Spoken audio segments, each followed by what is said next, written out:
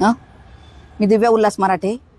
मी भारतीय जनता पार्टीचं गेल्या 18 वर्षापासून काम करते.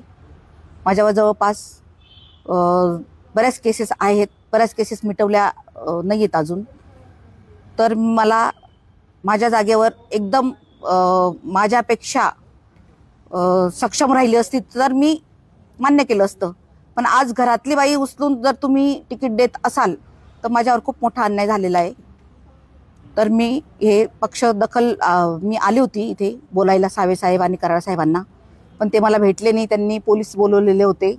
दिलीप देशमुख होते. पोलिसांनी दिलीप देशमुखांना धक्काबुक्की केली. ते पण 30 वर्षाचे कार्यकर्ते. पोलिसांमध्ये बाचाबाची झाली त्यांची.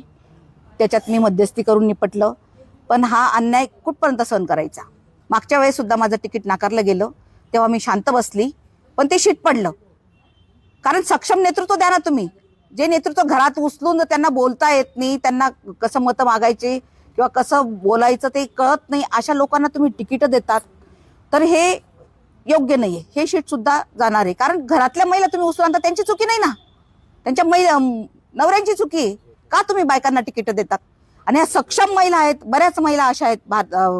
छत्रपती संभाजीनगरमध्ये बऱ्याच महिलांचे तिकीट कापले गेले आहेत. त्यांच्या आहोंच्या जागेवर त्या आलेल्या आहेत. म्हणजे हे म्हणतात, एका काळा म्हणतात की महिलांना 50% आरक्षण, आणि ज्या महिला सक्षम आहेत त्यांना तुम्ही डावलतात. ही भारतीय जनता पार्टीची शिस्तबद्ध पक्ष म्हणून मी त्याच्यात आहे. प्रभाग क्रमांक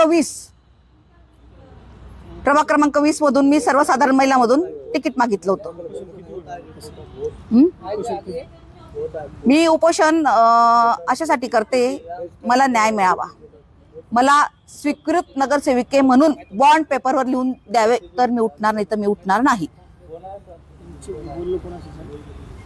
वरिष्ठांचा फोन येऊन गेला. इथल्या स्थानिकांचा मला फोन आलेला नाही. ते मला भेटले पण नाही. मी ते बोलायला चालली होती त्यांना दुपारी.